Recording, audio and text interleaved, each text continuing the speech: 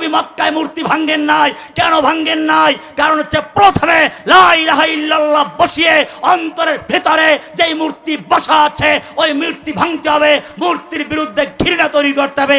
এমন ঘৃণা তৈরি করো যেই ঘৃণার বহিঃপ্রকাশ, এমন ক্ষোভ তৈরি করো যেন সুযোগ পেলে ওরা রেডিও টেলিভিশনে প্রচার করে, রাস্তার মোড়ে মোড়ে মূর্তি বসিয়ে, অফিসে মূর্তি বসিয়ে যত মূর্তি তৈরি করেছে এমন ক্ষোভ তৈরি করো যেই ক্ষোভের বহিঃপ্রকাশ ঘটলে পরে একদিনে সব মূর্তি ভেঙে চুরমার হয়ে যায়।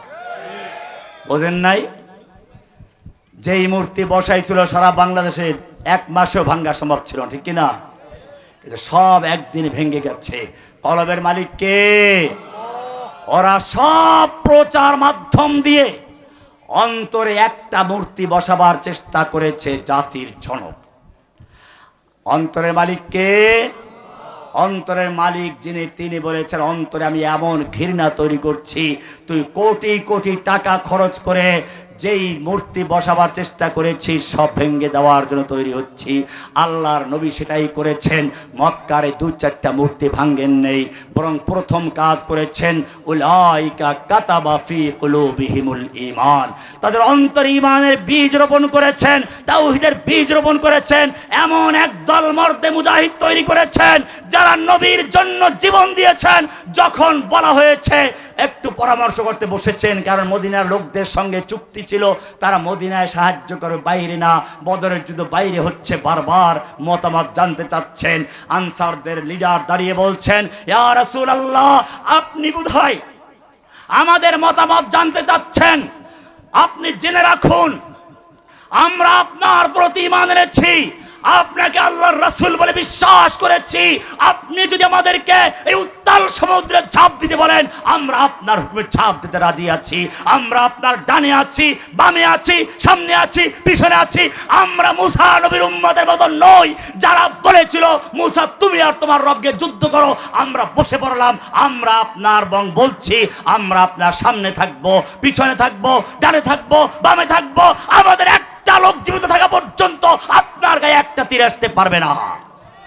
বাকি বিষয়টা আপনার হাতে। আমরা সেই রকম কিছু লোকের দরকার।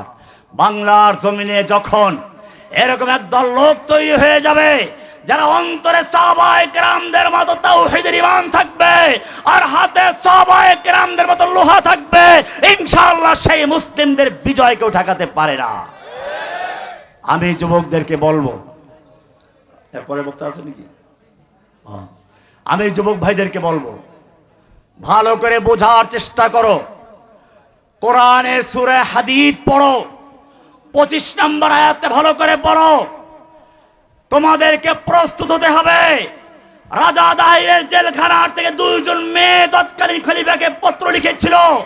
রাজা দাহির তাদের রাজা দাহিরের সেই জুলুমের অত্যাচারের বিরুদ্ধে তৎকালীন শাসক হাজ্জাজ বিন ইউসুফ মুহাম্মদ বিন কাসিমকে পাঠিয়েছিল। আমি জিজ্ঞেস করতে চাই, বাংলার জমিনে আবার যত রাজা দাহির হয়ে আসবে, রাজা গৌরগোবিন্দ আছে, এদের উৎখাত করার জন্য যদি মুহাম্মদ বিন কাসিম, সালাউদ্দিন আইয়ুবী, তারেক বিন জিয়াদ, শাহজালাল রাহমাতুল্লাহ আলাইহির সন্তানদেরকে ডাকা হয়, তৈরি থাকবেন ইনশাআল্লাহ।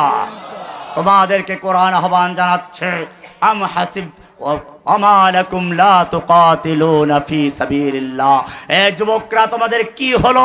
তোমরা আল্লাহর রাস্তায় লড়াই করছো না, যুদ্ধ করছো না। ওয়াল মুস্তাদাফিনা মিনার রিজাল ওয়ান নিসা ওয়াল বিলদান, অথচ অসহায় নারী, পুরুষ, শিশুরা ফরিয়াদ করে বলছে, রব্বানা আখরিজনা মিন হাযিহিল ক্বরিয়াতি যালিমি আহলুহা।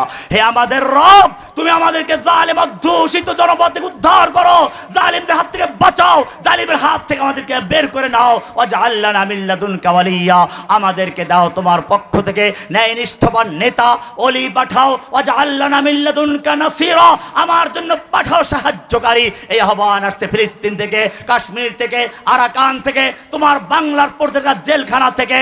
ও আমার যুবকেরা, আমি জিজ্ঞেস করতে চাই, আল্লাহর আহ্বানে সাড়া দিয়ে যদি প্রয়োজন হয় বুকের তাজা দিয়ে ময়দানে ঝাঁপিয়ে পড়তে রাজি আছো কিনা?